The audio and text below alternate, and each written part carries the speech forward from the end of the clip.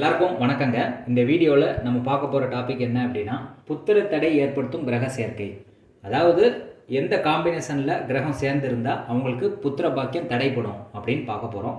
First ஆண் கிரகங்கள் என்னன்னு தெரியணும். சூரியன், குரு, செவ்வாய் மூணுமே ஆண் கிரகங்கள். பெண் கிரகங்கள் சந்திரன், சுக்கிரன், இது பெண் கிரகங்கள்.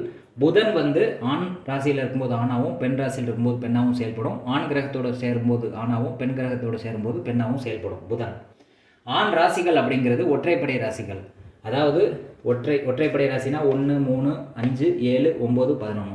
மேசம், மிதுனம், சிம்மம், துலாம், தனுசு, கும்பம் இதெல்லாமே ஆண் ராசிகளாகவும், பெண் ராசிகள் அப்படின்னு சொல்லக்கூடியது 2, 4, 6, 8, 10, 12. 2ங்கிறது ரிஷபம், 4 கடகம், 6 கன்னி, 8 விருச்சிகம், 10 மகரம், 12 மீனம். இது இரட்டைப்படை ராசிகள். இதெல்லாமே பெண் ராசிகள் அப்படின்னு சொல்கிறோம்.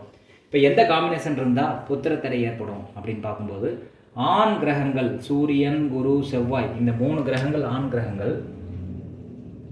இந்த 3 கிரகங்கள் ராகுவோடையோ அல்லது கேதுவோடையோ சேருதுன்னு வச்சுக்கோங்களேன். ஒரே கட்டத்தில் இருக்கலாம், அல்லது அடுத்த கட்டத்தில் ராகு இருந்து இந்த சூரியன் போய் ராகுவை தொடுற மாதிரி இருக்கும். அந்த மாதிரி இருந்தது அப்படின்னா, சூரியன், குரு, செவ்வாய் போன்ற 3 ஆண் கிரகங்கள் ராகுவோடையோ கேதுவோடையோ ஒரே கட்டத்திலோ அதுக்கு அடுத்த கட்டத்திலோ தொடர்பு கொள்ளும்போது இவங்களுக்கு ஆண் வாரிசில் தடை ஏற்படும், ஆண் வாரிசில் டிலே ஏற்படும் சொல்லலாம், அல்லது கருக்கலைப்பு ஏற்படும் சொல்லலாம்.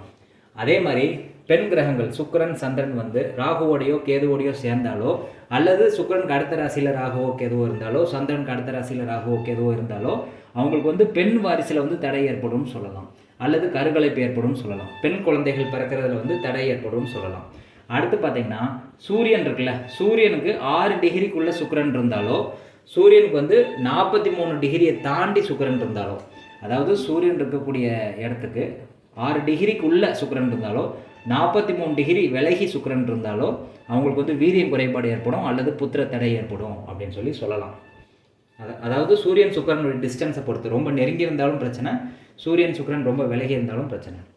அடுத்து சுக்கிரனோ சூரியனோ சனியோடு சேரும்போது உயிரணு பாதிப்பு ஏற்படுது. சூரியன் சனி, சுக்கிரன் சனி இந்த மாதிரி தொடர்பு இருந்தது அப்படின்னா அவங்களுக்கு உயிரணுவில் பாதிப்பு ஏற்படுது. அதுக்கடுத்து ஆண் ராசியில் ஆண் கிரகம் இருந்தால் ஆண் குழந்தை பிறக்கும். அது எப்படி அப்படின்னா, ஒரு கிரகம் அப்படின்னு சொல்கிறத விட 2 கிரகம். இப்போ சூரியன், குரு ஆண் ராசின்னு சொல்லக்கூடிய 1, 3, 5, 7, 9, 11 போன்ற ஆண் ராசியில் இந்த ஆண் கிரக சேர்க்கை இருந்ததுன்னு வச்சுக்கோங்களேன். அப்போ ஆண் குழந்தை பிறக்கும்னு உறுதியாக சொல்லிடலாம். அது என்ன சேர்க்கைனா, சூரியன் குரு, செவ்வாய் குரு, செவ்வாய் சூரியன், இந்த மாதிரி காம்பினேஷனில் கிரகங்கள் ஆண் ராசியில் இருந்தது அப்படின்னா இவருக்கு ஆண் குழந்தை பிறக்கும்னு சொல்லலாம். பெண் ராசியில் பெண் கிரகம் இருந்தால் பெண் குழந்தை பிறக்கும்னு சொல்லலாம். பெண் ராசிகள் அப்படின்னு பெண் கிரகங்கள் சுக்கிரன், சந்திரன். புதன் பெண் கிரகத்தோடு சேரும்போது பெண்ணாக மாறிடும், அதனால் அதையும் எடுத்துக்கலாம். அப்போ சுக்கிரன், சந்திரன் பெண் ராசியில் இருந்தாலோ, புதன் சுக்கிரன் அல்லது புதன் சந்திரன், இந்த காம்பினேஷனில் பெண் ராசிகளில் போய் இந்த காம்பினேஷன் விழுந்தது அப்படின்னா இவங்களுக்கு பெண் குழந்தை பிறக்கும் அப்படின்னு சொல்லலாம். இது எளிமையான முறையில் புத்திர தோஷத்தை கணிக்கிறது, எந்த குழந்தை பிறக்கும் அப்படின்னு கண்டுபிடிக்கிறதுக்கு. பெரும்பாலான கிரகங்கள் ஆண் ராசியில் இருக்குதுன்னு வச்சுக்கோங்களேன். ஆண் குழந்தைக்குரிய வாய்ப்புகள் இருக்குது. பெண் ராசியில் நிறைய கிரகங்கள் சம்மந்தப்பட்டால் பெண் குழந்தைகள் வாய்ப்பு அதிகமாக இருக்குது. இதில் ஆண் ராசியில் ஆண் கிரக சேர்க்கை இருந்ததுன்னா கன்ஃபார்மாக ஆண் குழந்தை தான் பிறக்கும். பெண் ராசியில் பெண் கிரக சேர்க்கை இருந்தது அப்படின்னா கண்டிப்பாக பெண் குழந்தை பிறக்கும் அப்படிங்கிறத கன்ஃபார்ம் பண்ணிடலாம். ஆண் கிரகங்கள் ராகு கேதுவோடு சேரும்போது ஆண் குழந்தை தடை ஏற்படுது. பெண் கிரகங்கள் ராகு கேதுவோடு சேரும்போது பெண் வாரிசினுடைய தடை ஏற்படுது, அல்லது கருக்கலைப்பு ஏற்படுது அடிக்கடி. சூரியனுக்கு நெருங்கிய டிகிரியில் சுக்கிரன் இருந்தாலோ, ரொம்ப விலகிய டிகிரியில் சுக்கிரன் இருந்தாலோ உயிரணு குறைபாடையோ புத்திர தடையோ ஏற்படுது. சுக்கிரனோ சூரியனோ சனியோடு சேரும்போது உயிரணுக்கள் பாதிக்கப்படுது. இதனால் புத்திர தடை ஏற்படுது.